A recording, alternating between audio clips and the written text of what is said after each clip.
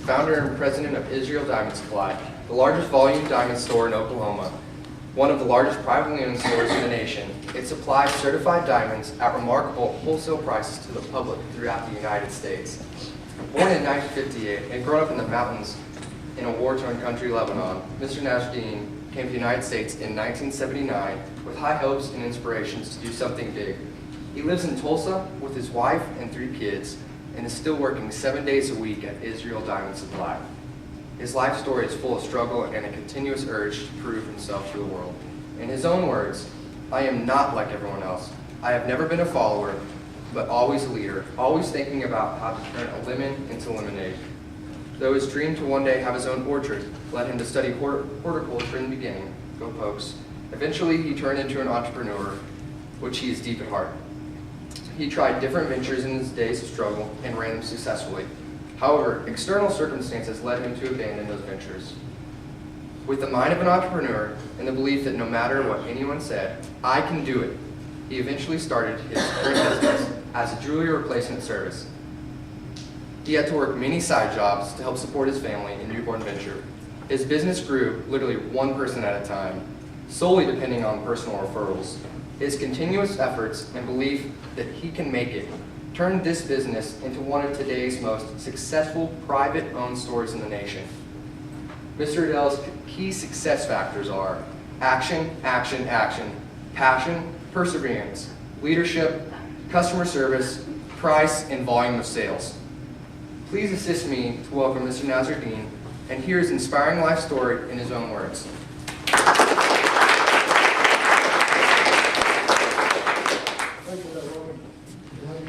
Thank you very much. It's a pleasure seeing you. Good evening.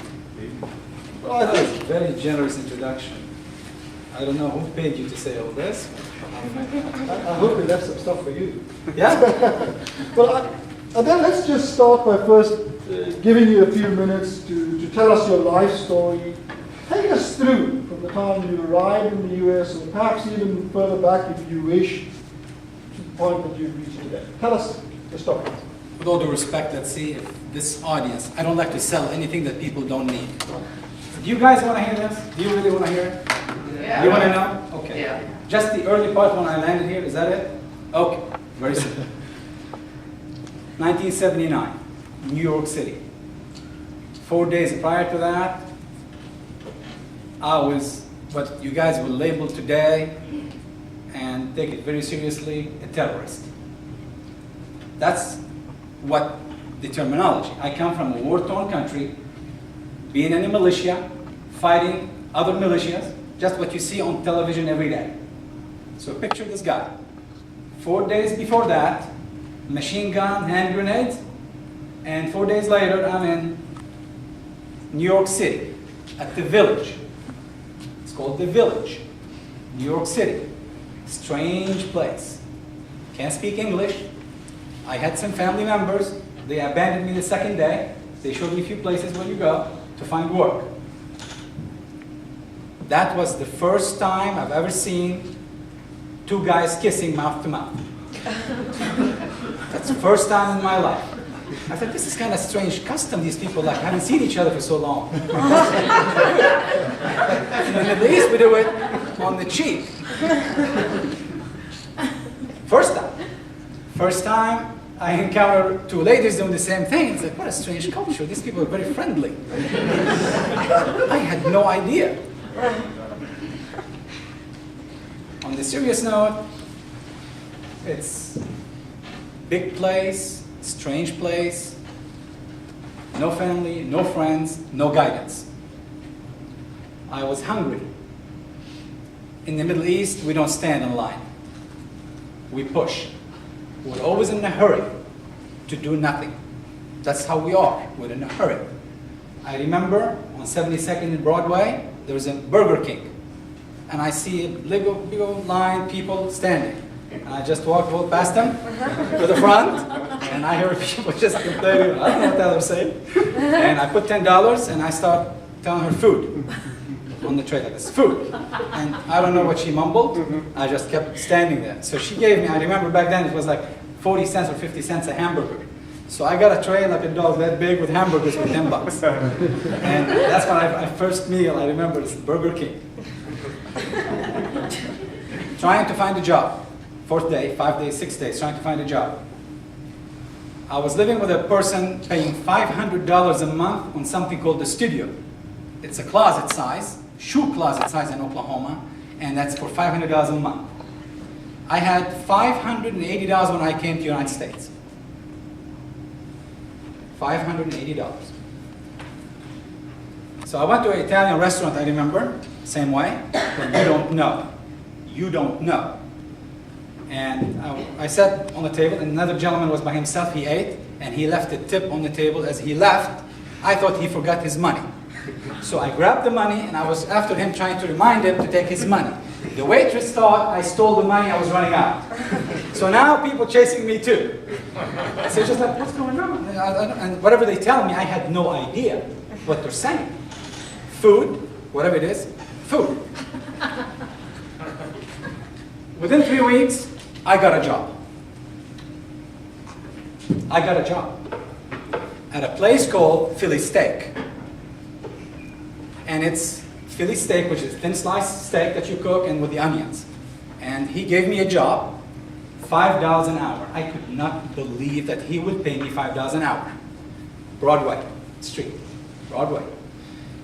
He led me down the basement, and he was showing me my first task. These onions, they don't come cut like they do in research now into beautiful buckets, so you get to do just saute them. No, no, no, no. It's going to take a monkey like me to sit and chop them by hand in the basement. So he handed me 50-pound sack of red onion and the board to cut them and the chair. That's what you do. Now, we're talking 2 weeks prior to that. I don't cook. I was in command. I can order people to do whatever I want. I had a gun. I had an attitude. And suddenly, like, what is this? I'm chopping onion in New York City? So he gave me this bag, and I started getting the first one, and then started getting my eyes. It's like, wait a second. I saw a fan. I asked up somewhere on the stairs. I said, fan, I need fan, it's hot, fan. And he just like, okay. So he kicked the fan to me like a dog, seriously. So I put the chair like this on the onions. I put the fan up the stairs, that's his office on the top. I put the fan like this, and I start cutting the onions like this. So hopefully the vapor from the onions start going up to his office. And you can see him screaming within 15, 20 minutes. He made me work 3 days, from 11 o'clock till 2 o'clock in the morning. I was an illegal worker. I had no permission to work. I came here on a student visa. 3 days, from 11 till 2 o'clock in the morning.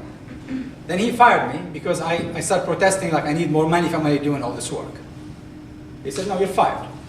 I had a cousin with me that tried to translate what's going on. I remember she said, pay him. I said, no. That was my first experience in the land of opportunity and the freedom. I was enslaved.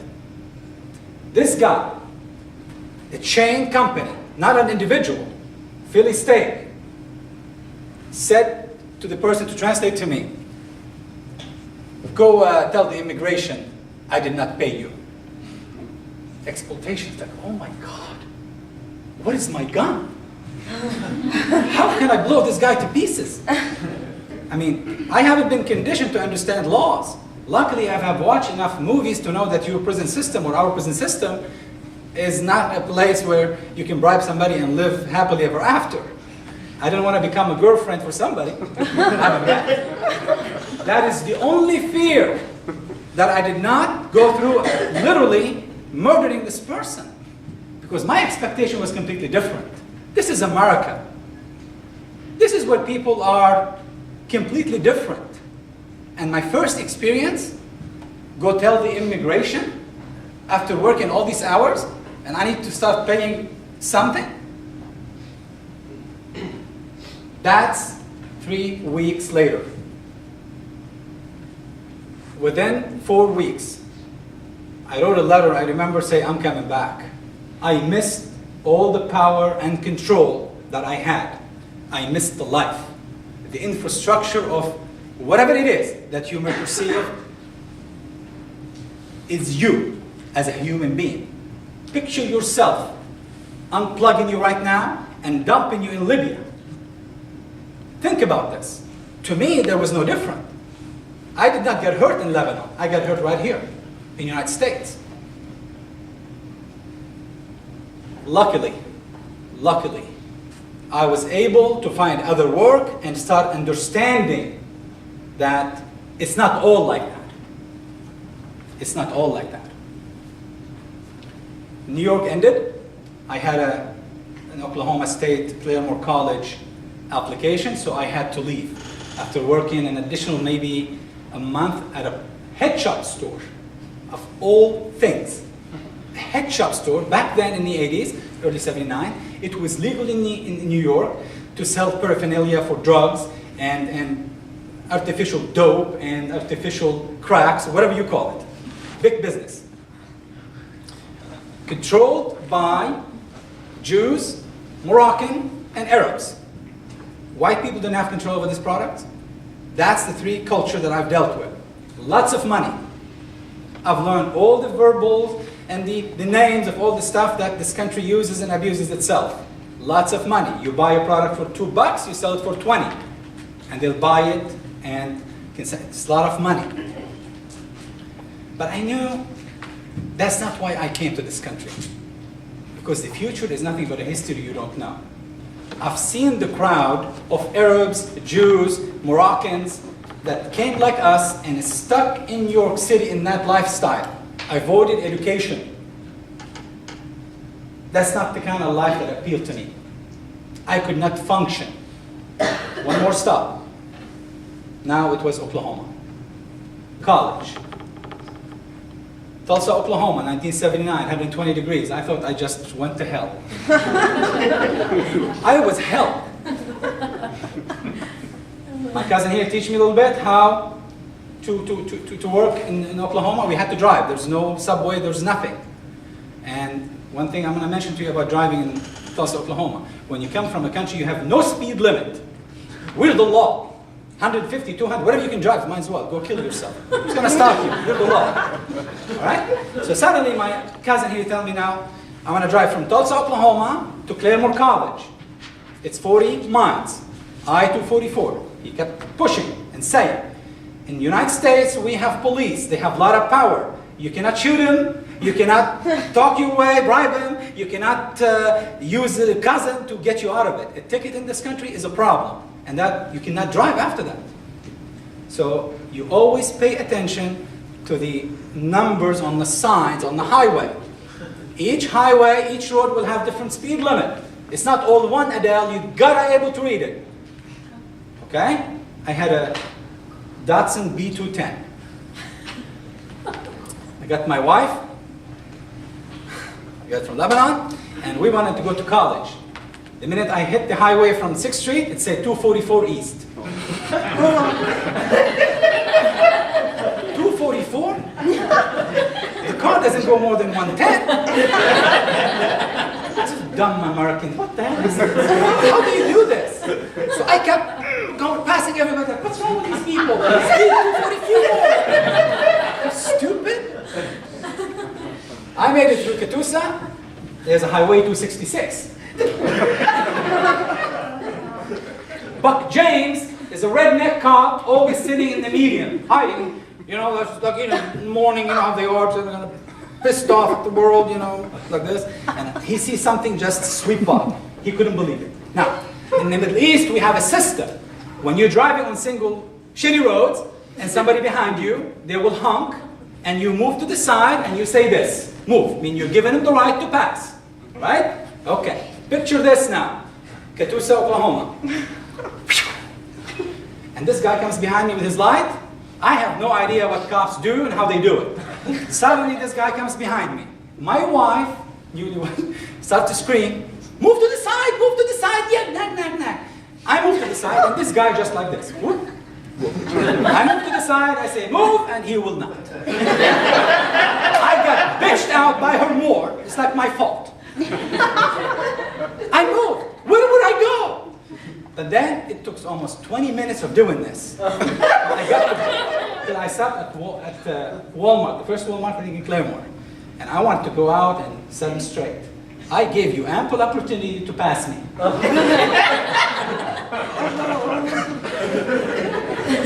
Do you understand where we started now? Do you have any idea what that is? When Dr. Rubin put the lady picture with the restaurant, all you can eat, that's a trap.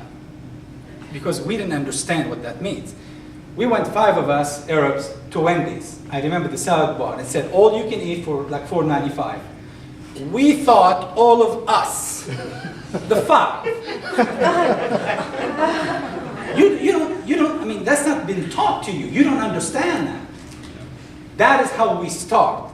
So every time, guys, when you see a foreigner, you know it is, and he's smiling or, you know, talking to you, have some mercy. Have some consideration. Half of the time, he has no idea what the hell you're saying. What have you done now? Have mercy. Now, college. Let's skip Claremont. Let's go to Oklahoma State. I want to major in agriculture. That's my life. I want to go to agriculture school. Where are you going to get work? How are you going to pay for tuition? You lie to the government in Lebanon, to the embassy to get visa that you have financial security to come here. We didn't have anything. Oklahoma State, the charges out of state people or 4 or 5 times the tuition that you guys pay. Back then I was paying $120 an hour when you guys were paying $20 an hour. Now, I got a job as waiting table, and thank God for waiting tables. If it wasn't for waiting tables, there's no way I would have made anything in this country. Why waiting tables is important? I want to pay for this. I do pay for answers, by the way, when I ask a question. So, why waiting tables is better than working at a store like Walmart getting paid $5 an hour? What is the advantage of waiting tables? Man. Everything you make is in cash. I love you. Why is that? Tell them why it's important in cash. Why? Why? It's important to make cash because if you're making cash, then you're able to make your bills the next time around. There's one more thing. One more. Why is it cash important, sir? No taxes on cash. Come over here. Okay. Now, that means the government back then said, I don't have much time to work. We're talking about working 4 hours a night, making $100, so I can go back and study. When it's the cash tip $10, the government doesn't take your FICA and whatever it is that they do take. Back then I didn't understand what FICA was. Now, I know what it is now. So waiting tables in this country is a blessing. The government knows that, but it helps everybody do something. So when you make $100 after 4 hours, that's why I can drive every day to Stillwater back and forth. Now, how are you going to study? I sucked the first month. This professor comes in, like Dr. Rubin, and start yakking in English. The most English I've heard is when I watched Bonanza in Lebanon. That's my exam. My English was subtitled. He doesn't have subtitles. And this guy, this professor, talking about soil science. I took agriculture. And the gentleman, my advisor, assigned to me 5,000 level courses. It sounds like antibiotic, 5,000 milligrams. It was so powerful, I had no idea what they're talking about. So I hired an assistant in the class to come and take notes. Because I thought like back home, you assign a little bit of information, you go study it, and you come back like a bird and you say it. No, I did not understand. But I was driving and spending money. I cannot drive. Because then the immigration would get notified that I'm out of school. How little did I know? I dropped my $5,000 level courses. And I took better courses. Easier courses. But then there's no time to study. By the time you get to Oklahoma State, you leave at 5 o'clock. You get to the restaurant at 6:30.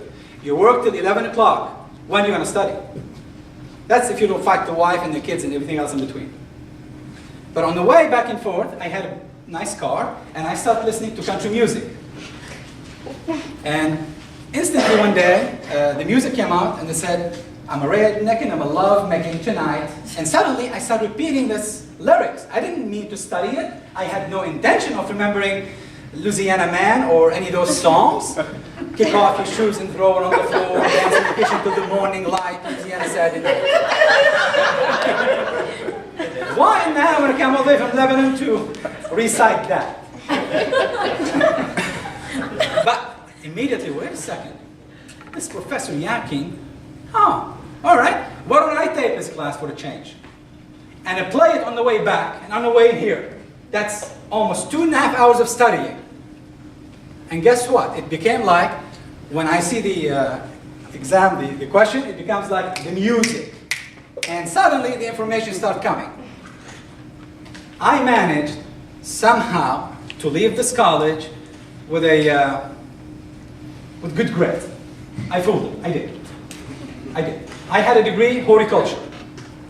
Thinking now I own the world. I was making about $25,000 a year waiting tables. Okay, and coming to Oklahoma State. Most of the guys here at Eskimo Joe, at the bars, they always tried to drag me like, I had no idea what you guys do after 4 o'clock, 5 o'clock. And I remember when we used to go together, some friends here, we're gonna go buy donuts. And they always try to they wanna pull money, 15, 20 cents to buy donuts. So wait a second, why can't we just buy it all? Because we were making money, I was making money. Making money. Meaning, there is a choice if you want to come work in the United States. There is a job. Most of the people broke in my class, they ask, where'd you get your money? You got a rich oil money? No, you're stupid. It's in Tulsa, Oklahoma. It's a restaurant. You can come work with me and I'll show you how to make $100. No. They didn't make better grade than me. They didn't have more money than I did. Yes, I did drive a little bit more. I met a lot of possums. I met a lot of cops. I met a lot of things. I understand. I did not have the college life, but I had money. Now, after college, and that's, guys, you're going to be encountering this, some of you. How many seniors in this class? Okay. How many people, before I start yakking more, going to start, when they leave here, they want to go start their own business? So almost, okay. So not all of you entrepreneur, pretty much. Is that it? Why are you taking this class in the back? Nobody raised their hand. What the hell are you guys doing here? Why are you taking this class if you're going to go work to corporate America? You don't know? Learn from your experience. What is that? Learn from your experience. Oh! You want to learn from my experience. Okay. Oh, that's nice. Because used to be an entrepreneur is like a novelty that you don't have to do it. I can just graduate from here and go get a job and I'll be set for life. Dr. Rubin, is that still the case in this day and age? The typical jobs in America, the 20, 30 years old jobs, they're gone forever. They're not coming back. We as a country, the freedom and the wealth that we enjoyed, it was on the expense of other country enslaving them and making them poor. We took their resources. But then we gave them technology. We melted all the borders. Guess what? You can have a master's degree tomorrow and whatever you tell me you're going to be selling. There is 50 Indians, 50 Chinese, 50 Japanese that be working their ass off while you were on Facebook last night. Did you know that? They're going to compete with you. The gentleman who now, a doctor, that reading a, let's say a medical record for someone, they don't have to be in the United States making 300,000 because I promise you an Indian doctor somewhere else will do it for 15 bucks. And corporate America has no heart. They don't care. The bottom line is money. I understood that early on. Let's go back to the subject, being an entrepreneur. I could not find a job in my career when I graduated from this college that horticulture degree paying me more than $7.50. I would be making less money than waiting tables after all this. That's the issue. When you graduate in May or whatever, you're not going to have a lot of limousines park around the stadium, and when you exit the door, they're going to say, come on in, we've got a job for you. There is hundreds and hundreds and hundreds like you with this fancy resume. Hundreds. What's your plan B when you don't get a job? Do you have a plan B? Dr. Ruby, do they have plan B? I hope that's why they're here. I see. I'm plan B. Because I got B. It's tough out there. It's tough. Now, I like when you put the categories of starting with 1,000 or starting with 1,500 or whatever. There is one category you did not list. Starting with a minus, negative, in debt. And that's the truth. Floating from waiting tables to spraying lawn to doing all kind of stuff, making a living, but no career. I was involved back in Lebanon in the gold business. I had a restaurant I was involved in that went under. It's a franchise, stupid idea, that we could not get along with the franchisee because I don't accept certain things in life. Let's put it on the table. How many of you know the restaurant Garfield's? Have you eaten at Garfield's? Yeah. What do you think? It's been a long time. The one in Tulsa Eastland Mall. Eastland Mall. Yeah. That's the story. Okay. I wanted to become a franchisee person after being a waiter. We had no money, nothing. Okay, very simple. And I'm going to share this with you so you can, if you want to enter a company and they're closing the door for you, that will work for you too. Meaning you have to bypass the personnel people in your life at least once. Because they may not like you. You're dark, you're light, you're tall, you're blonde, you got bigger boobs, you got bigger ass. They're not going to like you. They're not going to like you. They're going to take a stand against you. They can dictate your life. So you have to be ready to enter an area and don't get the radar. That's called entry shitty level jobs, where they will love for you to take it. I wanted to understand Garfield restaurant. So what I did, I volunteered to work as the dishwasher. I dressed down, like what you see now, most of a dishwasher idea, and I went, didn't even interview, said, go, okay, good, go. Went to the dishwasher, and I started seeing the things that comes on the dishwasher. There was a famous sandwich they used to sell called Monte Cristo. It's white bread, bunch of cheese, bunch of meat, and then battered and fried. That's a nasty food. Garfield had been notorious for not delivering service, meaning people would wait a long time to get their lunch. So being on the dishwasher, I got to understand what food people are not eating. I got to understand what's the problem in the kitchen. Why could not they deliver? 72 items on the menu. 72. You want Mexican, we'll cook it. You want Italian, you're done. You know, whatever you want, we'll cook it. And you produce nothing good. I came from a restaurant, we have 6 items. We'll do 5 or 7,000 a night. 7 items, working 5 hours a night. 2 cooks. Garfield Kitchen had 14 cooks to produce $2,500. And half of the food was not eaten. That's negative. That's research. You can sit and ask and take surveys and do whatever it is. When people take 2 bites and send it back, they're not coming back. I promise you. You didn't go back. That's how you do research. So I'm inside now. I learned all this. I saw the kitchen. Then I wrote my dissertation with a broken English to the Garfield organization. I'm going to buy this organization. They had a failing restaurant on 51st and Yelp. Using some credit cards, we bought it. And the misery started because you cannot change. I tried to insert my own menu inside their menu and sell against them. It didn't work. Now, major requirement when he said bootstrapping about getting money. How many of you have original idea that you think you would like to start, but you have this cloud of, I don't know where to get money? That's a concern, right? Now, for the guys going to go to corporate America, you don't care. They're going to pay you. That's what you assume. Okay. Very simple. How did I get money? If I was born and let's say I traveled to Ethiopia, there's no way I would have been able to do what I've done in this country. This place, this world, this beautiful place, is set up on something, infrastructure called credit. I don't know how they mail application to get a credit card.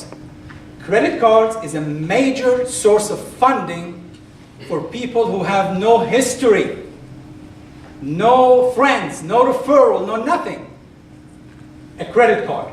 Now, how do you get a credit card to begin with? Very simple. And you will do that if you want to start building some kind of name for yourself financially.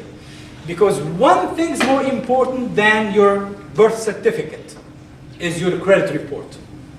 Without those two, there's a lot we don't care about you. You're a number. You're a score. And I'm glad you're a citizen. That's very important. That's one hurdle. You don't have to come, but whatever. The immigration's not on your back. How do you build the credit? How do you become somebody noticeable in the credit world? Very simple. Because when I went to the bank to borrow money, he laughed me out of his office in 2.8 seconds. I didn't speak good English. I didn't look the part. I have no history. My last name is not a Smith. And he does not know my uncle. He doesn't play with my brothers. Golf. I am nobody. I'm a waiter, busboy / sound funny. I don't like how you look. Very simple. That's reality. Without a score, I had no score. That's how we're going to generate money. Starting tomorrow, if each one of you will do the following in the United States. You have 500, 700, you go wait tables, I don't care what you do, have $1,000. Put into your saving account. Start a saving account. 2 weeks later, go borrow $800 against that $1,000. Believe it or not, you have to fill an application on your own money. But guess what? They will give it to you at 2% above what they're paying you on your saving. They're probably paying you 0.5%, and you may be paying 2%. 1 week or 2 weeks prior to the maturity of the loan, pay it off. The system now recognizes you. If you do this 3 times a year, suddenly you have a good history of paying back. The amount means nothing. And you get bombarded with a credit card application. Now, is it that easy nowadays? No. I'm telling you how it happened. In less than 2 or 3 years, I believe I had about $200,000 to $300,000 in credit cards. I'm a Smith now. I am. I'm a Williams. I have the power. But how many of you people really get in trouble in college using credit card and get in debt and you will never get out of it? You have to file bankruptcy. That's a problem, isn't it? So a credit card is a loaded gun. It can protect you or it can launch you. Now, I got the opportunity when I was unemployed from the restaurant business, from everything else, from all the disasters that happened in my life. I've always kept my credit solid. Always. I was recruited by a friend that used to wait tables, work in a jewelry store, a typical retail jewelry store, as a guard. I'm a Middle Eastern, so automatically they assume I know how to use a gun. That's what I do. I was hired as a guard. I accepted the job, and I started observing within 48 hours. And I recognized that it's a law in this country, unwritten law, that if Josh fall in love with Melissa, gotta buy her an engagement ring. Now in Ethiopia, I can get Melissa or Hamida for 5 goats, couldn't I? I don't have to buy her a diamond ring. 5 goats to her father, we're done. 6 goats, I'm sorry. All right. Well, guess what? Not here. It's a written formula. You're gonna get engaged. Really? I've always said when insurance salespeople, when the state passed the law, you have to buy insurance. How dumb as a business person you have to be to sell a product that the law said you have to buy it? Isn't it? That is not a challenging work. It's not. Selling a diamond engagement ring was to me no-brainer. And I worked with those people, and I start seeing that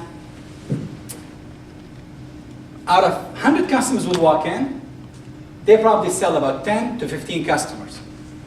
As I done more research, I start seeing that if a stone costs them $1,000, which he didn't buy yet, he just bought it from someone. Suddenly, he want to sell it for 4,000. Or telling the client it's normally 6,000, but it's on sale for 4. Its cost is 1,000. That left a big, big, big gap. And that's why some people in the jewelry industry are good con. They can get those numbers, and they've been getting it all this time. I remember telling the owner that half the time he was broke. Why don't we sell it at, I know the cost, sell it at 1,600. No. 2,000. No. That's the price. You mark it up 3-4 times and you give him a price. That's the standard. Immediately, I paid attention. I was starving. He was not doing well. And I started seeing that all you gotta do now is find the product, price it right, and take care of these people. And it should happen because that's a law. They have to buy an engagement ring. They have to. That's how it started. Now, I don't have a store. I don't have money. I have a credit. So how do you start that? That's exactly the dilemma that the gentleman, Dr. Rubin, was telling you about. Where do you go from there? I have no option. I can't go back in life. An entrepreneur is not something like you pick and choose.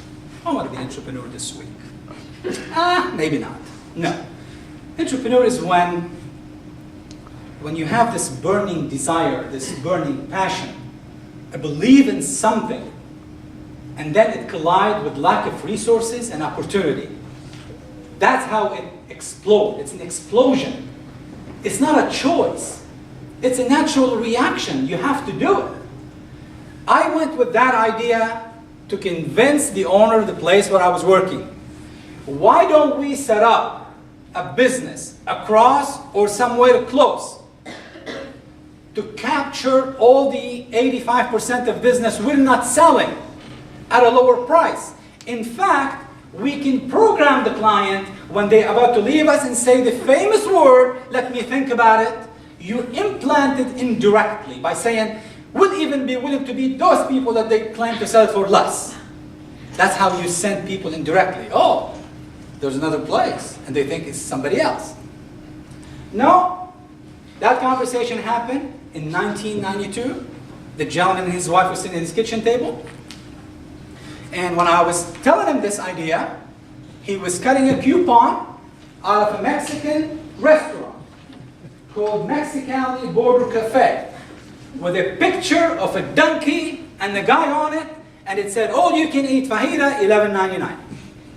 So when I finished telling him what I want to do, he said, Adel, take the family tonight to dinner. Don't worry about the other stuff.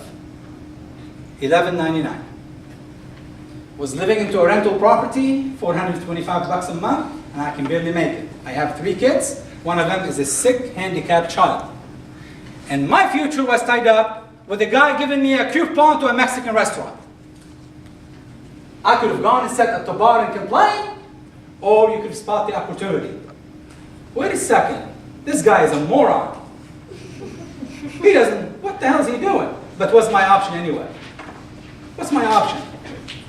Very simple. I started running small ads in the classified Tulsa world when I buy a stone from the street and I run a small ad in the Tulsa world, way below cost. Let's say 1 carat normally costs at the store $4,000. I bought it for $1,500 and I was selling it for $19. The ad would have cost me about back then $30. The problem, where are you going to meet these people? It was tough first because people don't trust you. Arby's was one meeting area for me. Hotel lobbies was another, but it was tough. It was tough. Luckily, I was fortunate enough to find a place called Executive Suites, which I love. That's another resource where you can team up and pretend, and it's just the facade, that you have a store or you have an office building and you have a secretary up front. People feel good. They want to pay you lots of money. They want to trust you. Because what do the retailer jeweler always advertise? Trust. We build a community. We take care of you. All this big words, trusting, so you can drop your guard, so they can rape you all the way financially. It's not my love for diamonds. It's my hate for retail jewelers. Make no mistake. I saw what I saw. Depriving innocent people of hard-earned money early on in life. That's why I only sell, in general, engagement rings. That's when you're most vulnerable. Now, if you're 60 years old and you have money coming up your butthole and you don't care, and you're gonna spend 15, 20,000, it's not gonna set you back. But when Johnny's been mowing yards all summer and you have 1,500 and you go give him something worth 100, that's a crime. Why? Because retail jeweler will never allow himself to be taken advantage like that. I know how they price, I know how they negotiate, I know how they do it. Why is it? Why? Well, in this country it's called profit, legitimate profit. Okay. Okay. Then you left me a good gap. Now I'm coming. So we take a suite, I rent an office by the hour at a downtown Tulsa, beautiful place, will give you the illusion that I'm legitimate. $50 an hour. Here's the fun part. I had a box, family pictures, because that's expected in this country. You have to have the family picture with the dog, whatever. You have some catalogs and picture. And the idea was, if I have an appointment with someone, to be able to get in and get out before the $50 expire. I don't have it. When you said have people pay for it before you buy it, that's how it is. I get the stone on borrowed money, and hopefully he'll pay me, and I'll complete the transaction. So when you were listing this, it's just like, oh no, all over again. The worst part is you're always afraid when the customer leaves, and it's like, now it's almost 60 minutes, almost, and you're trying to gather your stuff and leave because those people were notorious. You think it's owned by Jews or Asian. They want to tick you on the penny. Just, no, cannot be 2 minutes more. Can't. And you're always afraid if they're going to come back and see you packaging and running out with the box and lose the sale. That's how it started. But I found a niche in the jewelry replacement service with insurance company, trying to work my way into working with the insurance company, trying to save them money. I got a break with Farmers Insurance, where I befriended someone and I was getting enough work to justify that. At the same time, I'm still doing waiting tables, selling siding, doing windows, whatever it is it took to keep this one by one. That idea was planted about referral or how you're going to get business. I was watching, when I was maybe 12, 13 years old, Disney. They had a large room and they put about 1,000 mousetrap with a ping pong on each mousetrap. And he was trying to show if you can trigger one and then the chain reaction. And it started popping like popcorn. I've always understood or been taught that referral business that's how the only way to do it. It was like that. One ring at a time, one customer at a time, one call at a time. It was painful, it was absolutely agonizing. But then we had to steal business. We had to improve a little bit. How do you generate more business? It's not enough. I know where the business at, just like you know where the money is at the bank, but you can't go take it. I was lucky enough to know certain jewelry stores that are busy on Saturday.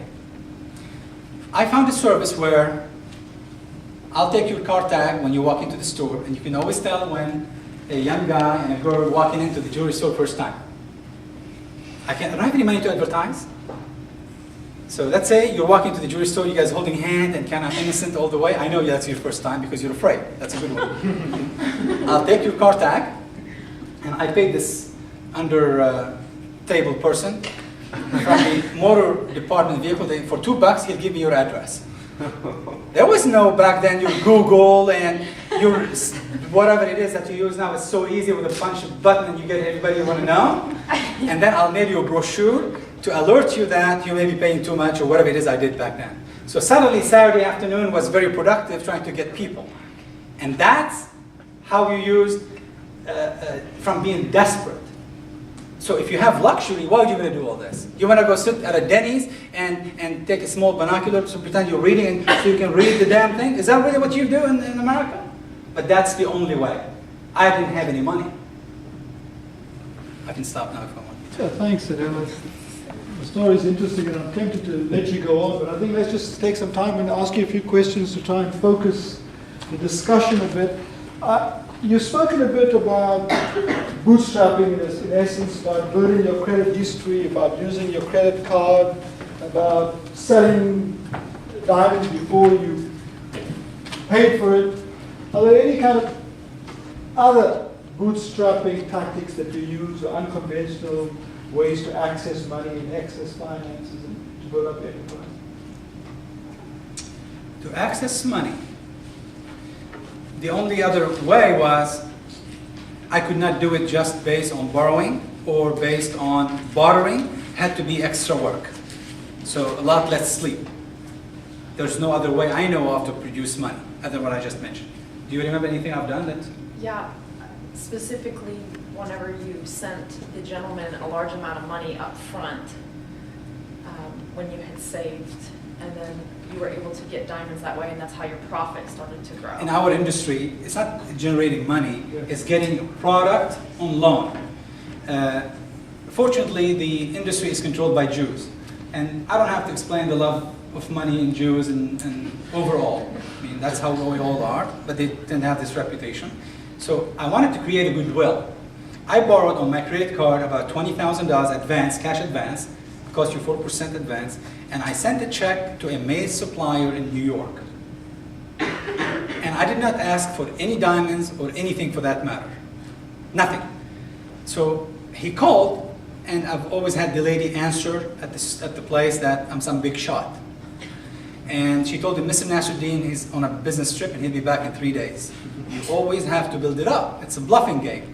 So the gentleman at this point, he was dying to send me diamonds. And I always refused. I don't need, I'm fine.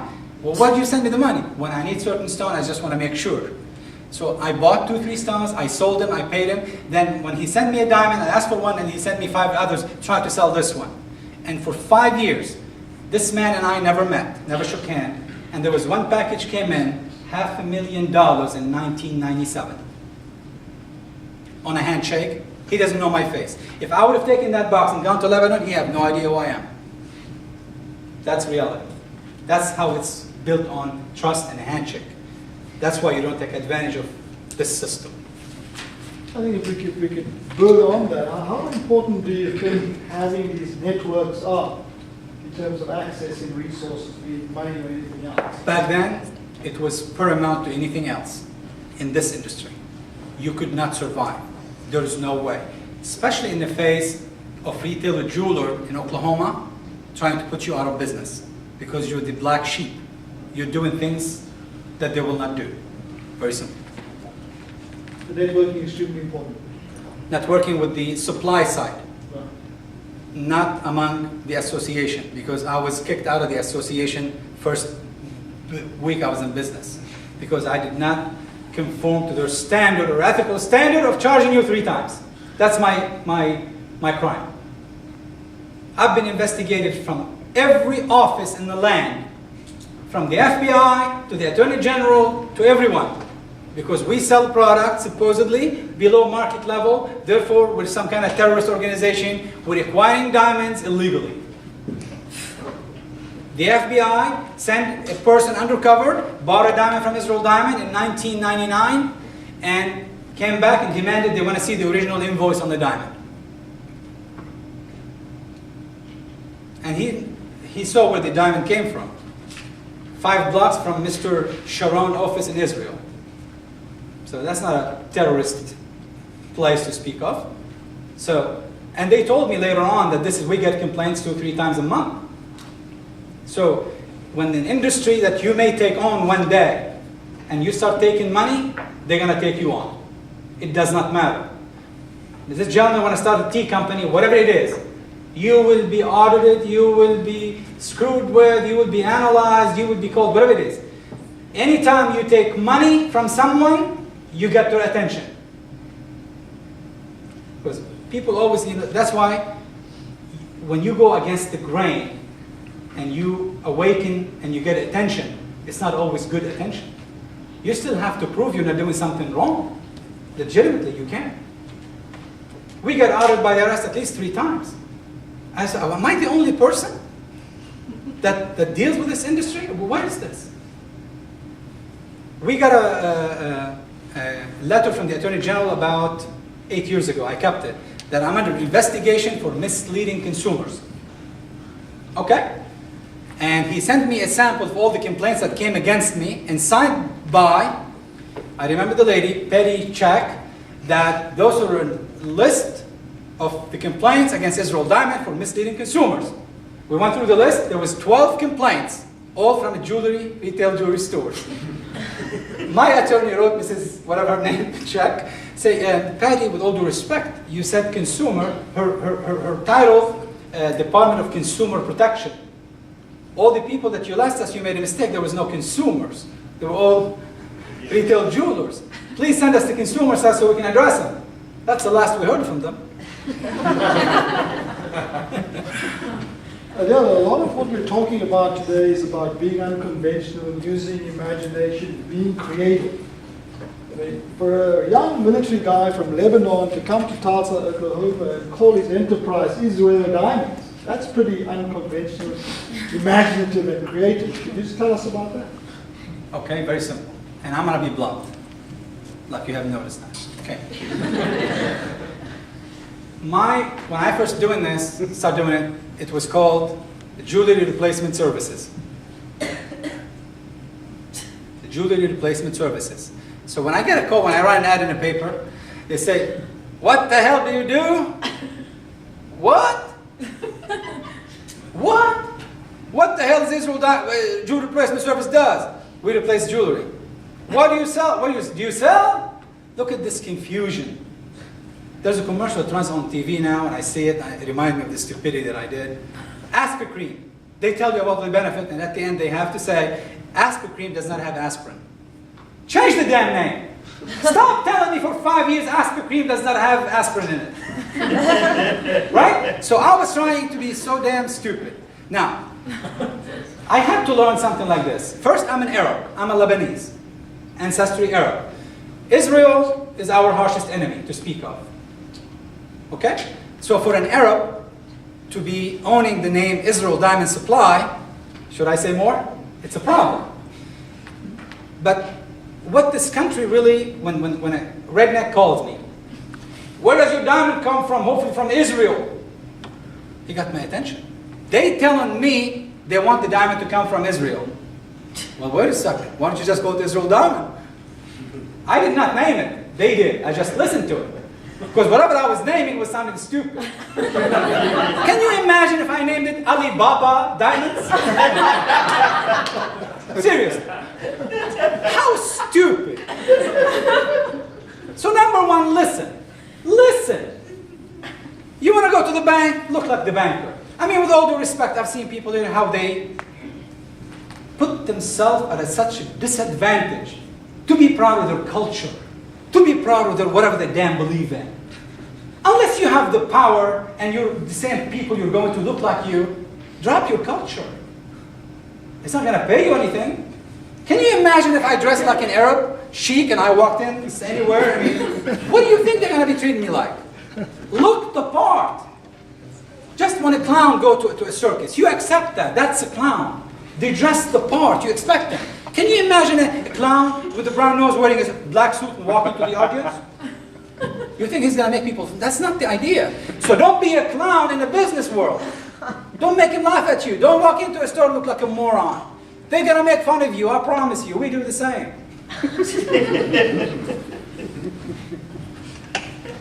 I think there's several examples of, your history and story is peppered with examples of bootstrapping. Do you think that kind of approach that you've adopted in the past, is that a bit more difficult for these aspiring entrepreneurs to be creative, to be unconventional the way you have? Do you think it's becoming progressively more difficult? Okay. With your permission, I would like to ask this lady, because she's the post Nasrredine starting. Lori, can you come in for a second, please? If I was the same person coming in today with the explosion of RapNet and the availability for everyone, would I be able, because that's what you do every day, do I buy diamond anymore? Am I in contact with any supplier? Tell them why now it's so hard to start what I just started 20 years ago. Go right ahead, please. I guess with the technology age, it's much more important to have access to everything. I mean, Facebook didn't exist back then. Before, the trust existed because he worked so hard with that supplier when he gave him that first $20,000. Now, I get on the computer and I order whatever I want based on what the certificate says, and I can call them and I can negotiate and say, well, this guy has it for this guy has it for that. So I think it's easier maybe to negotiate, but probably harder to start out. It's harder to bootstrap, I guess I would say. It takes a little bit more thought because everybody else is trying the same thing. The bottom line, I had access based on a relationship to a price that the other jeweler was not able to buy it for. Meaning, the success, the secret of my success, I'm going to give it to you right now, is when you go buy a high-ticket item, you're going to be comparing prices. Is that correct? What do you think? I'm stupid? I didn't know that? What are you going to do? So when you tell me I want to think about it, you're not thinking about it. You want to go and try to beat the price somewhere else. So my job was what? To make it a poison pill for the guy on the other side not to be able to buy it for you and beat my price. That's through the relationship that I built with this supplier. This now been dissolved. Anybody now can have the same access to the price that I'm buying. I have no more advantage. Luckily, these jewelers still operating under the same agreed factor. Get you as much as you can while you can. You're nothing but a walking dollar bill. It's that simple. This system about 3 times markup is still existent. So what do they do now? She will give you a beautiful certified nice diamond. They go to the other side and they try to con you into giving you what appeared to be the same, but it is not. That's where she becomes so successful in educating you and position you. As they try to pull a fast one on you, we already gave you the loop where you can do this, and whatever this SOB trying to lie to you, you will call them on it. Our return average when we teach people is still 5 times higher than a retail jeweler. Meaning, when you leave a retail store, 90% of the time you're not coming back. They know that. That's what they try to say. The price start to drop from 10,000 to 8,000 to 6,000 to 3,000 by the time you get to the door. Now, there's a question to you guys. You make it a poison pill, knowing that this guy's going to beat my price. What is the best way for it, knowing that you're going to try to beat this price? And we're going to pay for this answer here. We've done the game where we start. I don't want to give you the answer. Let me reformulate this. They say to you or to the client, bring us any price from Israel Diamond Supply and we will beat it. They printed it on paper. You've done all the homework, the sweat, the suffering. You educate this guy, you went, and you've been honest from day one. And that murderer now found a solution. He has more money. He planned on starving us as a business, taking our business. And they all came as a team. Take as much sale from Israel Supply as you can. Let's starve them. They didn't understand. I don't need money. I did not live in $1 million house. I don't have a Lexus. I don't have anything. I can exist on a few apples, a sandwich, and a chicken. I know how to survive on nothing. Nothing. If you see the car that I drive, you're going to do this. I do have duct tape on my car. Yes, I do. Is that correct? Yes, sir. Yes, I do. I'm not afraid. I needed those cars. I needed to be able to drive to your parking lot at night as a jeweler and go to your dumpster and see your receipts. I did that. You can't drive with your brand new Lexus and park in the dumpster. You can't. But this old car brought me so much money, you'll be amazed. It does not get attention.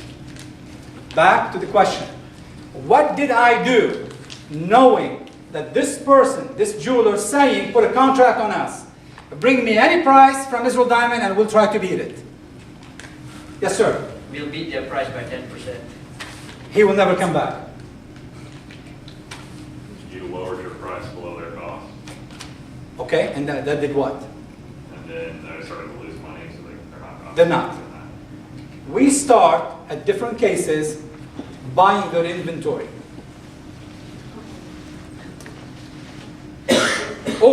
And at the same time, we're sending them hidden messages that Israel Diamond Supply sending you decoys or doing this kind of action. So when the jeweler get a pay from Israel Diamond, he doesn't know if you're a decoy or real. He doesn't want to touch it.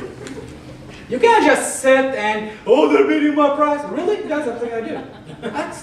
That's the capital system. The survival of the fittest. Don't complain, don't bitch, nobody cares. Nobody cares. Really, nobody cares, I promise you. Your income is determined by your determination and knowledge. If you're just a personal vanilla flavor with nothing else on a resume, I'm sorry. Expect mediocrity and a little bit less.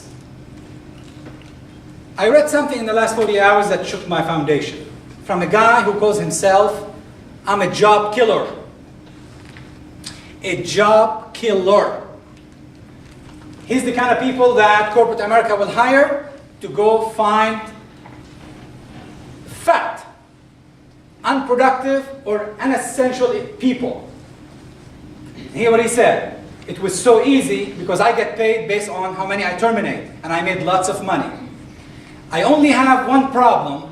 One type of people or two type of people, I can never sell my services to terminate and make money on them.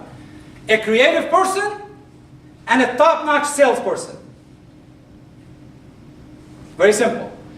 Israel Diamond Supply, if we start to lose business by 80%, I'll be able to let everybody go except one person. Who is that person? No, right here. No, right here. It's right here. I founded it, but she's running it, pretty much.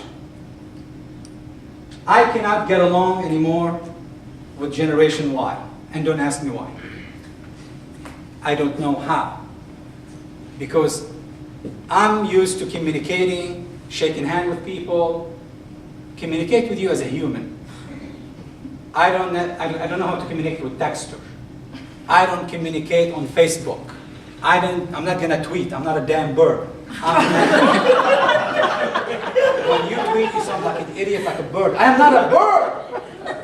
Shake my hand, look me straight in the face, and tell me something. You don't look me in the eyes anymore. When I ask you a question, you're looking at your screen. I always now want to be the guy on the other side of that phone. Who are those people on the other side? I've seen them in restaurants, 4 people, and they all have this in their hand. Who are you guys talking to? Why did you invite the other 3? Why? Those others, where are they? Who are they? I am very seriously concerned. What is this? I cannot conduct business with these people. I cannot connect. It was built based on a mutual understanding of protection and respect. If I'm standing there dressed up like this and I'm paying all this and you show me no respect, I cannot sell you. I have no interest. That's why we're moving to another venture. The truth. Because now we're going to have to compete. You asked me, Dr. Rubin, can they start a project now and be successful? The problem with the internet, which is trying to tell you, you guys now, whatever you can do on the internet, somebody else can. So what is the advantage? What is it you're going to sell that Amazon won't screw you out of it? What is it? Barnes & Nobles was big. They're not. What is the Borders? Netflix, 2 days ago, what are they? They lost half of their business, which used to be the darling of Wall Street. What are they? So that's my fear. Dr. Rubin, you've been around this business quite a bit. If there is a product now you can bring to the floor, sir, we can sell it, and somebody will not beat us on price? Is there? No. So the project we're working on now is going to open in 60 days. As you can see, everybody advertising to buy from the public. For us to be able to compete at Israel Diamond, we have to lower the cost of our goods, how we source our product. And I don't have to tell you when there's a divorce or a disaster or whatever it is, people don't care about the worth of their product. They want to dump it. Most people buying gold. We're entering the age of buying diamonds from the public. It's a huge opportunity. That is the only way now we can be buying and leveraging our purchase from others, even though the product we don't sell at Israel Diamond, we don't sell used jewelry, but we can buy certain things, trade it on what we need, and the cost of building a ring could be lowered by 50%. What can you do in this day and age to find product, lower your cost by production 50%, and the Chinese cannot beat you on it, or some hungry SOB somewhere else? That was not something we 5 years ago would have done. I hated that prostitution type work. I didn't want to mess with it. I don't like the class of people that does that. Now, it's an essential part of our business. You cannot just sit. You cannot just sit even if you're successful. Will Rogers once said, even if you're on the right track, you can't sit. The train's going to get your ass. You got to keep moving, moving. You have to be passionate about something. You have to believe. Or stick to corporate America, get your paycheck to paycheck, but don't complain. Because the job killer is coming. And you're nothing but a number. A number! And there's more numbers coming from overseas. The immigration cannot protect you anymore. Johnny, you cannot. You're not going to live in South Tulsa anymore with $500,000 a house. I promise you, it's not guaranteed. Because Hamid Cousins is coming. I promise you. He's a lot smarter. He's not on Facebook. He's not tweeting like in whatever. But he's coming. He's coming. Get ready. Stop being entertained all the time. They're coming. And you don't want to change your lifestyle. Really? They're going to compete with you like I competed with these people. I deprived the jewelry entity in Oklahoma. They have about 6 stores. Out of $14 million a year. That's what he said to me. $14 million. And I'm proud of it. I want you to be proud of something like that. You have all the resources available to you. You can speak straight English. You have friends. You have family. You have access. You can walk. You have education. Nobody's shooting at you. Think about it if you were in Libya or Bangladesh or Afghanistan, any place like this, any people in your age, what's their chances really making it? What is this?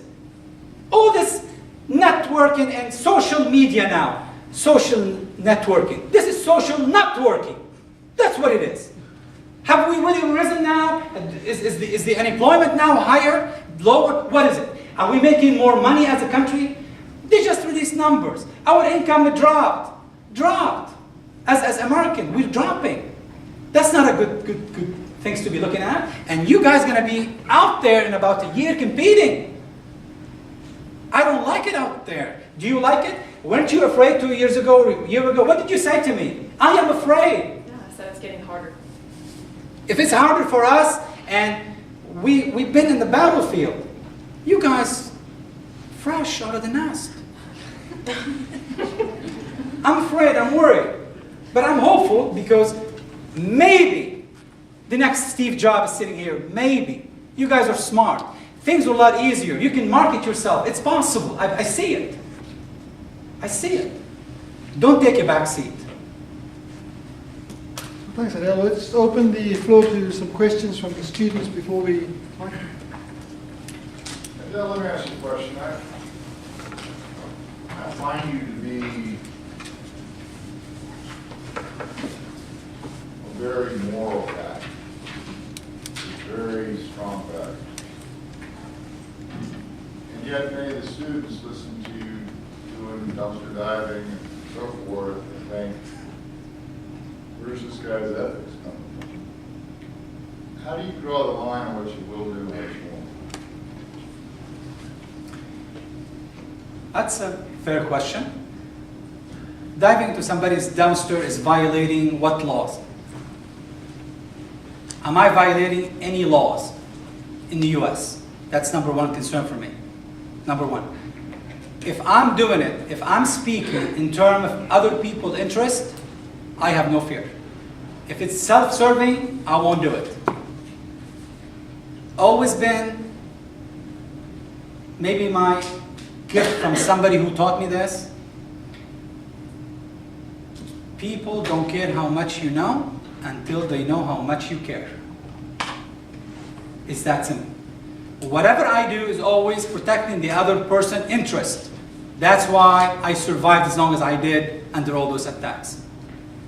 To answer your question directly, there is nothing I won't do short of illegal to accomplish that goal.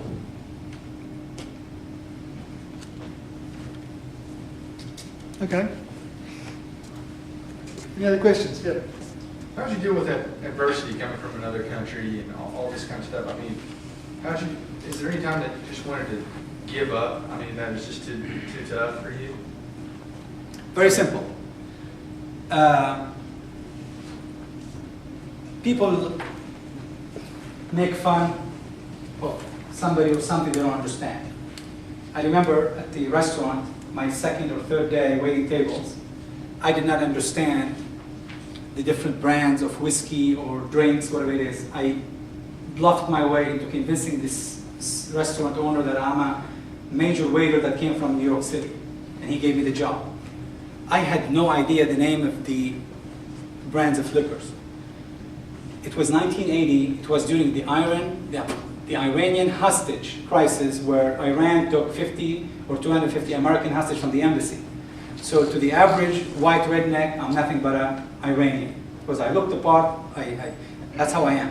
So he sent me to a table to take an order. And I remember I went there and said, "Good evening. Good evening. Can I take your order, please? I have never taken an order in my life." And this big fat redneck sitting there gave me a dirty, nasty look like this. He said, "Jack Daniels." I said, "Adel Nasrredine, nice to meet you." I had no idea what he's saying, and I felt he did not extend his hand. How rude. He would not shake my hand. And he thought this Iranian trying to make fun of him. I had no idea what Jack Daniels is. I thought that was his damn name. So he goes to the owner and tells him, "Get this damn Iranian out of my sight." I didn't understand. And the owner laughed his ass off, whatever it is that happened. But later on, I realized, being from another place, and I was called certain names. I remember second, third week waiting tables, and when people start talking to you, and another person called me, and I don't mean to be disrespectful to others, they called me, "Oh, you're from that, you're a sand nigger." I said, "Oh, I'm a sand nigger, that's great." So when I called my parents that night, I said, "Guess what, Mom? We come from a tribe of sand niggers." I thought that was something nice. But wait a second, I started to understand, so what? You can call me any name you want. You can spit on me. But if you're giving me an opportunity, thank you. It's your job. Don't make a big deal. Their intent was great. So what? So what? Which one is better? Respect me in my own country, deny me an opportunity because you don't like me? Because I'm from a different sect? Make fun of me in this country, but you gave me an opportunity. I respect that. I value that. I thank you for that. In some of our other classes, we've talked about how the parents being an entrepreneur, how that affects their children and how they grow up and what they end up doing in life and how they organize what they want to do in life. And going through all the, I guess, like troubles or trials of when you came to America and where you are now, how do you see what you've gone through, put through your children, and I guess encourage them for the opportunities that they can have here in America, whereas you weren't able to, instead of going through those yourself, explain that to your children, like and how they can see these opportunities that you weren't given, right off the bat, to have to go through. Was that complicated? I'm sorry. No, I know exactly where you're going. For the first time, I brought one of my daughters with me here, and she's never been around me, and I never spoke openly about a lot of the things, because naturally we try to protect them from everything, and it was by design. I don't want my kids to even feel this much they don't belong to this land. I don't want them to feel inferior or anything nothing but I'm an American. I did not like where I came from. I don't like where I came from. And I don't want him to have this stigma or this feeling. Now, there's another statistics you should know about kids of migrant people when they come from overseas. The first generation born here are the worst generation born here as far as being like their parents. So we have to skip a generation to get better. We tend to spoil them quite a bit and protect them because that's how we are in nature. We do whatever it takes to better their lives. In the meantime, we may ruin some aspect of that. We will do whatever it takes to help them. I'm aware of that. And there's a little bit story about, I'm going to tell you a small story. J. Rockefeller, the billionaire from New York, one time was in Atlanta. He went to check into a fancy hotel. And as he approached the desk, he was asking for a room. They recognized him.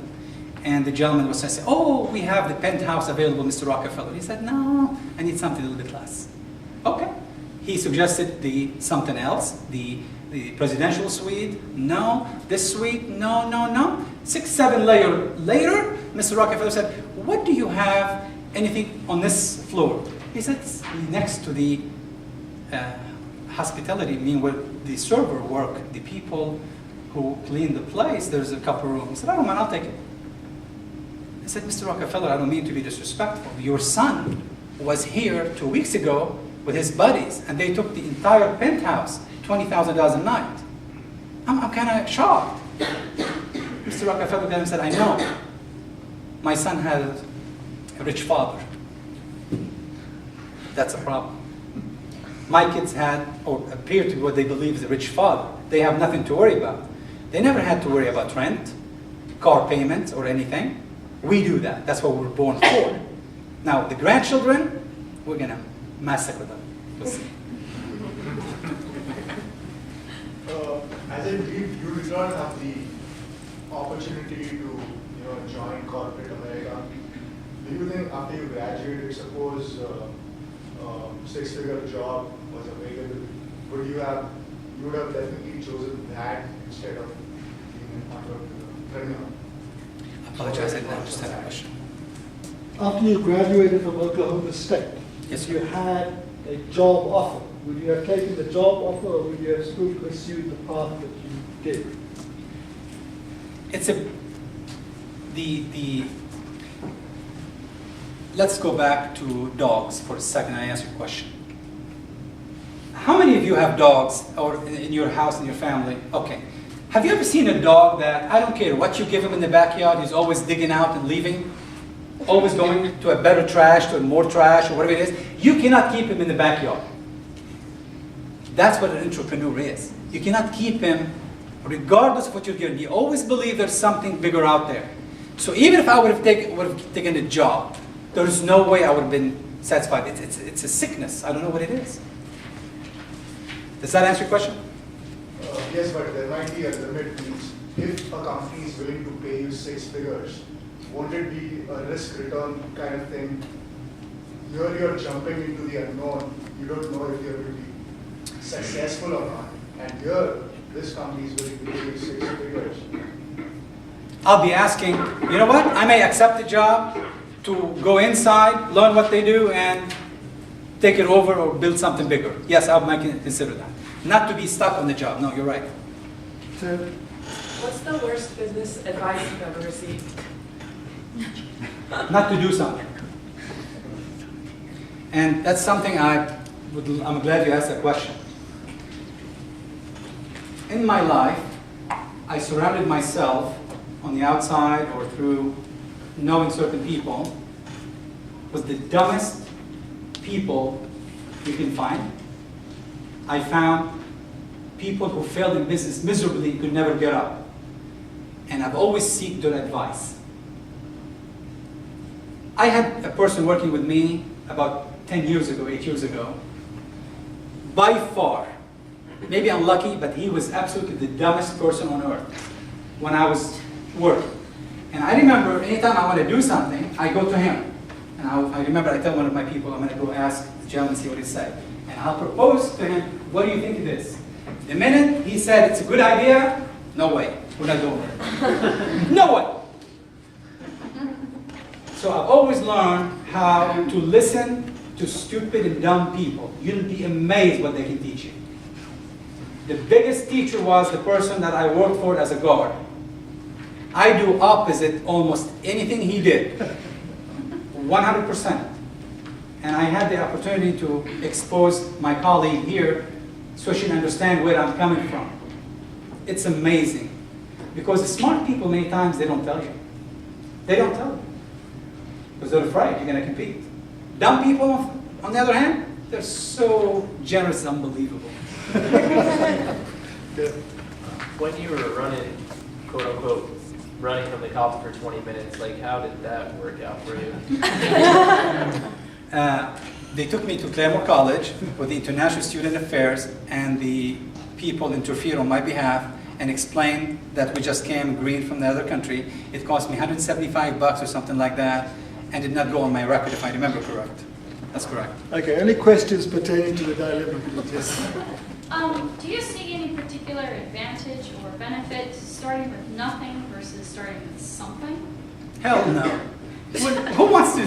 No.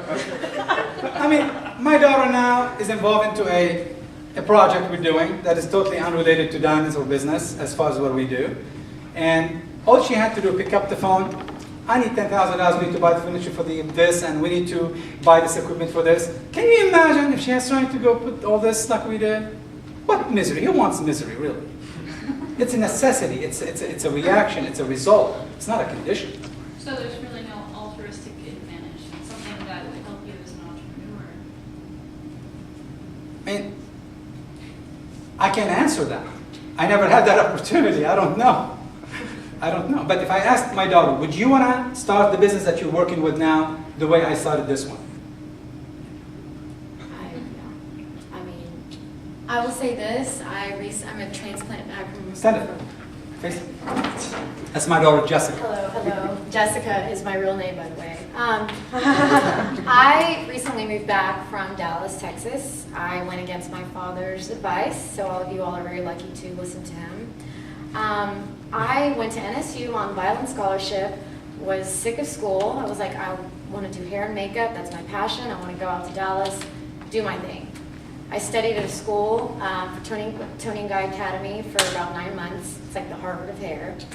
And in the back of my mind, every day for those 9 months, I'm thinking, am I making the right decision here? Like, school alone cost me $18,000. Well, him $18,000 to put me through. And I'm thinking, my father, I know, is praying that this is something that I'm not going to like. And it kept going through my mind, and I could literally hear him saying it to me, you're going to come back to Oklahoma, you just watch. So I took out a small loan with my father. I said, look, I want to go independent completely, do my hair, my makeup on my own. And the money that he gave me, I did not use wisely. And I kind of splurged on a few things. Being in the Dallas nightlife scene, you have tendencies of getting there. You know, we're all about the same age. So it didn't work out according to how I initially intended it to. While it was my passion and while I was very good at doing it, I lost money. I wasn't gaining. So I had to rethink my step. I had to rethink where I was going to go. And so whoever to call was my father, of course, and he advised me, he's like, we've got some ideas coming up and you'd be good at this particular position, and I would, love for you to come home. And so I had to pack it up. 6 years in Dallas, leaving all my great friends and passion that, I was really, I put my heart and soul into, but I didn't have the money. Like, he provided it for me, but I don't know how to explain it. It wasn't my money. So if you were to go to a bank tomorrow and do exactly what he said, say, $1,000, put it against, X and X, and let it grow, you're going to value that $1,000, and you're going to watch it grow. The $1,000, $10,000, whatever he gave me, I didn't value it because it really wasn't mine, it was his. So any way that you start, at least have a passion of where that little bit's coming from, and then work your way up. That's exactly what he did. He was very humble and passionate, and he had the desire to do it. And The question you made, would you want to start the business now, whatever business, like it happened 20 years ago, 25 of us, would you want to do it? We're going to go through all this suffering. Give it a chance. No. But I guarantee one thing, with the suffering that he did go through, I can see it in his own eyes, and as his child, that it clearly had more benefits. He earned it. With 6 years in the industry of hair and makeup, I didn't. I was playing. I was having a good time. It wasn't mine to begin with. It was his. And from your standpoint, as far as giving, you know, if you were to go take a loan out and do whatever with it, then go for it. And the best wishes for all, like honestly. I didn't have it, he provided it for me, and now I'm working from scratch. Take his advice. That's all I have to say. Victor. Let's say I'm starting a business with $100,000 and I lose something, I fail. I can always get back up. But if I'm starting with 1,000 and I fail, that's a big issue. And what are some of the things that you do to kind of come out of the failure of starting with nothing? Because once we fail and we've got nothing on us, we tend to give up. There's an old Jewish saying, even when you fall to the ground, find something else on the ground and pick it up. You'll find something. Failure is your degree, the stripes of earning experience. That's what failure does. $1,000 is not going to set you back for the rest of your life, because you can go work for a month or something and you can make the $1,000. The idea is not the money, is how valid is the concept that you're trying to finance it with that 1,000. The concept didn't fail. Now, when the concept fails, meaning, why don't I go sell in Saudi Arabia tomorrow, build a factory to make ham. Last time I did research, there's no ham pig processing plants in Saudi Arabia. I can produce it for pennies. Why wouldn't I do that? Can't get employees. There's no more. They don't eat it. Saudis don't damn eat pork. Yeah. So whatever concept you're building, if it has validity, so what if you fail? So what? The concept didn't fail. It's just maybe the strategy a little bit, but eventually you'll get up if it has validity. Yes, sir. Starting from scratch and starting from nothing, what outsiders have benefited you and your business the most? I'm sorry? Starting from scratch, which outsiders have kind of influenced you the most from the start? Outsiders. You mean people? Yeah. I've always been motivated by poverty. I'm always afraid of poverty. I have fear of poverty. And I've always known we don't have much time. Think about it. Your productive life from 20 till 60. Pretty much. That's when you're going to be able. Because before 20, nobody want to talk to you. And after 60, nobody want to listen to you. So, pretty much, you're right there. If you can understand how many days is that, and you look at it like tick, tick, tick, tick, you really don't have much time. So I'm always like, we don't have much time. I'm always, whatever I want to get involved in, give me a result. It's result-oriented. Yes, there's a price to be paid. Yes, I've never been on vacation in my life. I don't know what vacation means. But that's a special case. When we come from another country, you don't have the infrastructure of social wasting time. We don't have it. Because tonight when you get home, you have about 15 text messages. What other things you're going to be doing? Going to this, drinking beer, go see Sally, I don't know what you're doing. But I had nothing. Nothing. I had no connection to anyone. If I was still in Lebanon, I promise you, I'm the biggest time waster you can ever find. I love to hunt, I love to joke, I love to go shoot, watch movies, chase girls, exactly what you do.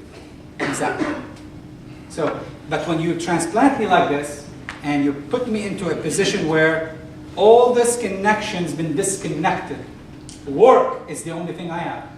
Work. Yes, ma'am. What would you say has been the most challenging part of your venture here? Starting your business. Business challenging. It's all challenging, really. There's not a one thing. It gets tiring when the attack from organized, well-financed entities, and you still have to cater to your customer complaining about something so minuscule where the Attorney General is sending you a letter, you're under investigation, and I don't have the muscle to, I've done nothing. It's like when you're being accused of nothing. I've done nothing wrong. That's tough, that's challenging. That puts you in a bad mood. That makes you angry. And you're in the business of making people happy. That's a contradiction. The pressure of life.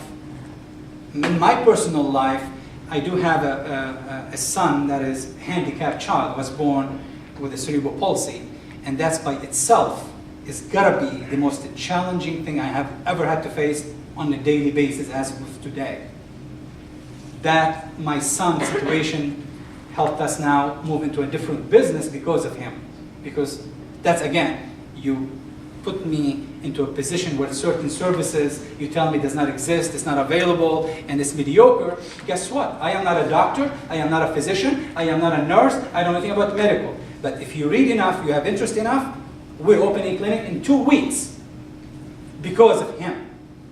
Now, was that something I chose? No. That's something I was forced to do. And whatever I'm going to do, I'm going to do it 100%. And there's something very important in this country you're going to have to understand. The tax system. Everybody hates to pay taxes, right? The government doesn't want you to pay tax. You pay taxes if you don't know what to do with the rest of your money. Meaning, Ms. Sims, you do books at Israel Diamond, you know what money comes in, what money comes out. The average year in the past 5 or 7 years, we write a check to the government between $250,000 to $300,000 in taxes. What do I get for it? What does the government give me, really? Nothing. I remember they were pricing the other day one bomb in Iraq. It cost like $350,000. Oh my God. I've been working all this year. I wrote a check for $300,000. They bought one bomb? That's it? One bomb? Do you know if I have the $300,000 what I can do with it? Then the government said, I gave you that opportunity, stupid. You didn't use it. Well, how did you give it to me? Well, if you start another venture and you buy equipment, you hire new people, and you build a business, that's a tax write-off. You don't have to write me the check, stupid. Oh, really? Really? So guess what? If this business that my daughter and Miss Sims getting involved in right now failed 100%, I don't care if it makes 1 penny. I'm already writing a check to the government, so next year I'll write in this. It's a tax write-off. Use the money.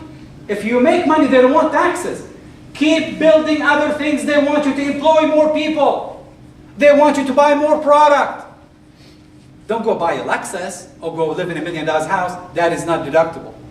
It is not. Build infrastructure. Hire more people. It's really an unbelievable system. Unlike other countries, if you make money, they blackmail you, they shoot you, they'll kill you. I mean, that's still kind of easy here. Go ahead. What's been more difficult, starting the venture or managing it? I work with 7 women and 2 guys. Oh. God, it's tough.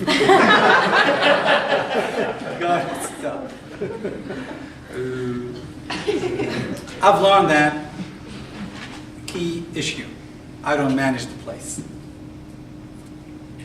Because my God, can you imagine? I always, the person that, all of them are managers. Part of the system we did to make it a poison pill to another companies is what? You're going to have the right people. The right people require equal good, heavy pay. I want to make a statement here that some economists or some people in business don't understand. Individually, as salespeople at Israel Diamond, or everybody that works at it is a salesperson, when we do a transaction, when we sell, individually they make more profit than the company. That never happened in any business, ever in the jewelry business, where a salesperson share of the sale individually is greater than the company. And you say, well, how does that work? Very simple. They're paying themselves on their own, one by one. I have 8 or 9 people paying back to the company. Collectively, it's more money. Individually, it's good for them. That's why 10 years later, not one person working with me ever left. I remember a Jared company came in to recruit from my, they walked in belligerently to my company and they said, we're gonna try to take some of your people. She told me that idiot to my face. I said, I'll pay you to go take one. And she talked to 2 girls in my place. And she discovered that they're making almost 40% more than her as a general area manager for 3 states. You steal them, go ahead. Very simple. They don't work with me for me, they work with me, I work with them. We have a system that we all understand. We take care of these people out there, and things will happen. They understand that very, very much, and it's rewarding. Yes, sir. It seems that you didn't have any partners since you started your business until now, is that right? Any partners? Yes. How can you partners with nothing? Did you have to resist to a temptation to have other people to put resources together with you to start your business? Or? I'm a lone wolf. Even marriage sometimes I have an issue with. I'm telling you, it's just tough. I cannot work with anybody else. I cannot. I cannot. And they'll testify to that. Because I have certain way of doing things very difficult for other people to accept. I get more no's and more resistance than anything in my life. It's been an issue, it's been a problem. And every one person successful working with me now been through the process of kicking me right in that place. And she's a witness right here. She kicked me 3-4 years that it's not the way things are done. Give you an example. How many companies do you know that sell expensive product where a salesperson fight the owner / whatever to increase the price on the product? Think about it. If you're working at a car dealership, you go to the manager and say, I know you own this dealership. You're selling those Chevrolet for 15. We need to sell them for 18,000. What's wrong with that? Because the idea was, we need market share, not profit first. Market share. We need referrals. We need the 1,000 traps of ping pong to flip. We cannot be what I call the typical American independent operator. From horticulture, in my days when we grow trees, I've seen people, they want to plant the tree today, and they want to build a tree house in it. Well, you can't. You can't. If you know anything about trees, you can't. You have to wait. I've always believed building and controlling markets. Having a lot of people, you sell them, even though at cost, they become your indirect salespeople, and the money will come. This way advertising will not be as expensive as you build the business up. They understood that. But first, they did not understand that. They did not. So, to communicate what I'm telling you in a business plan to someone, on paper does not work. It does not work.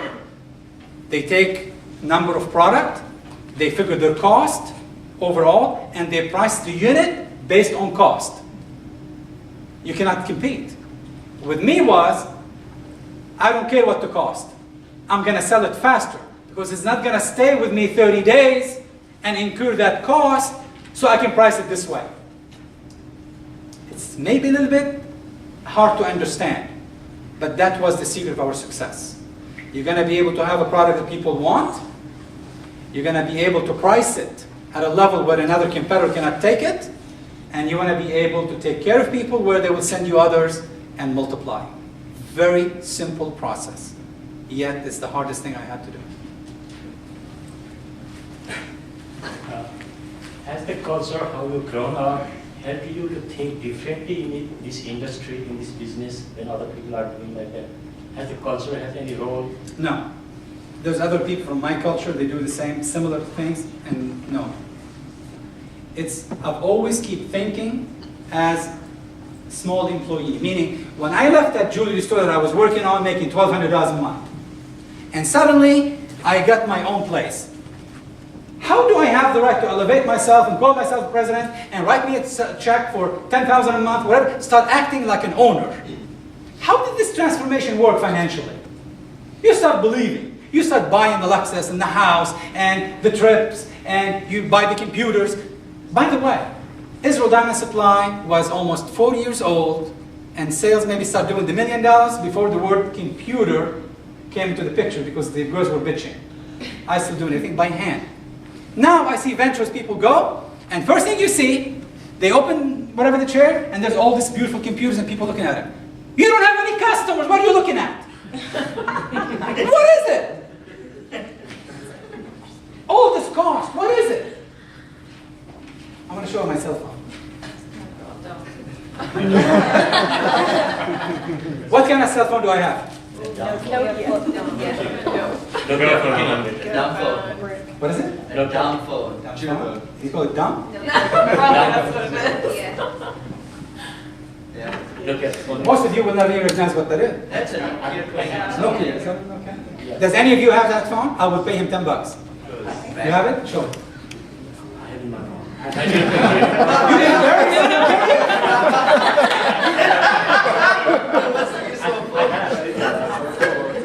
Today I have I'm embarrassed. I Go ahead, sir.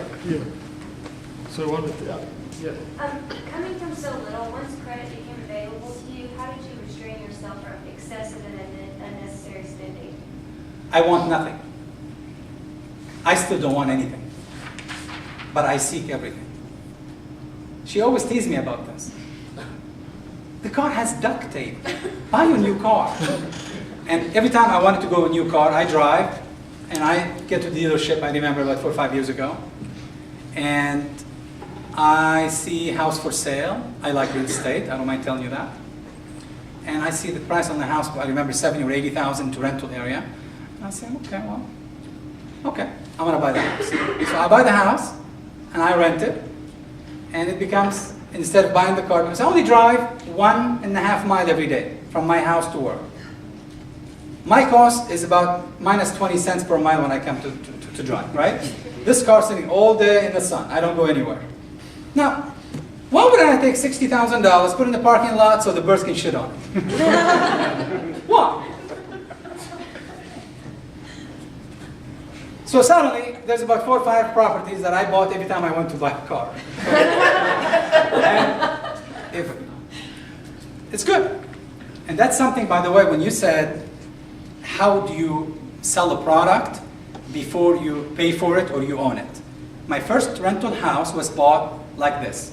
No money, no credit. Almost 12 years ago. I saw for sale sign. I said, okay. I ran an ad in the paper to classify. House for rent. Back then it was about $65,000. I figured how much it's going to cost in the mortgage or whatever it is, and let's say it's going to cost $600. I ran for rent on that house, and I got about 42 calls, I remember, and I had about $850 rent on it. 40 calls. And my wife said, what are you going to tell all those people? It's rented. I gave him the area, I did not tell him exactly where the house.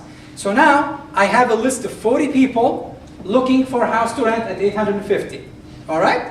Now, I bought the house, and I rented the house, and I still have a list. All you gotta do is just go find more houses. Back then, credit was so easy. If you're a monkey in the US, and you can put $20,000 or 20% deposit, the people will finance the house. How hard is that? You got a renter to rent the house before you even do anything. Is that really difficult? And by the way, you can still do that today. And real estate, even though most people think it went down, went up, I don't care. It went up. People rent houses regardless. They don't care about the value. Make sure your position is within $200 to $300 of cost. And you can use it to your tax advantage if you have an income. It depreciates. The government will allow you to take 10% depreciation a year. So if the house is worth $80,000, you can take $8,000 as far as tax deduction. So any way you look at it, it's a good milking cow. I can't do this in Lebanon or Nigeria or Ethiopia. I can't. So don't sit here and tell me there's no opportunity. Go read it. Google the damn thing. Okay, one more question before we pick up. You mentioned that relationships and networks around you are very important, especially at the startup phase because we need each other. to leverage each other's resources. How do you create win-win situations when you have nothing? Because the tendency is just for us to just get, and not give back to the relationships we form at startups. I've always balanced my supplier as equal as my customers. Meaning there's no way I'm going to take advantage of either one of them. And I placed myself in an industry where I became a reference. I'll protect your interests before mine. And people will know that immediately. They will know that based on your payment history, based on your meeting your liabilities, and be truthful and honest when a problem happens. Meaning I don't go hide if there's a problem. I will tell you, look, this is what's happening, is going to be an issue. That's it. And I've learned throughout the years, I don't extend myself beyond what I'm capable of repaying in case of a loss. Meaning, if I go spend tomorrow $400,000 on something, and let's say I want to take the monies from the bank just to use it, so I don't want to use our money, whatever. I want to make sure if this venture does not pan out, I have enough backup properties I can liquidate and pay the bank immediately, instantly, and the bank knows that. Make sure your credit report is clean. You'll be amazed what a magic tool that is. The bottom line, money by itself means nothing. It's the idea. The idea. The idea. Thanks, Adel. I'm not going to ask you any questions. We're almost done. What I want to do is just call the group to summarize what you've said, and then Thank you, ladies and gentlemen.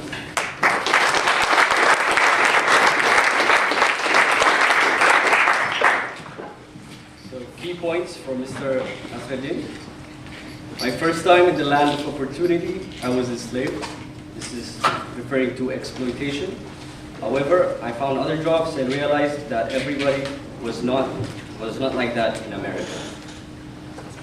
When you see a smiling international person, please have mercy, because he doesn't understand half of what you're saying. Entrepreneurship is a burning passion, colliding with lack of resources and opportunity. Then it explodes. It is not something you choose. It is not my love for diamonds, but my hate for retailers that made me found Israel Diamonds. Trust is very important, and you should not take advantage of it. Every time you take money from an industry, you will have their attention. Listen to what people say. Don't be a clown. People don't care how much you know until they know how much you care. Thank you, David. Some points I got. It's very hard on your way up, but it's too easy to going down. Competition has become worldwide. Technology shrank a globe. Credit card is a loaded gun. It can protect you or it can kill you. And drop your culture. It's not going to pay you anything. Your income is determined by your determination and knowledge. And the last thing, but not least, is money is only the idea. Thank you.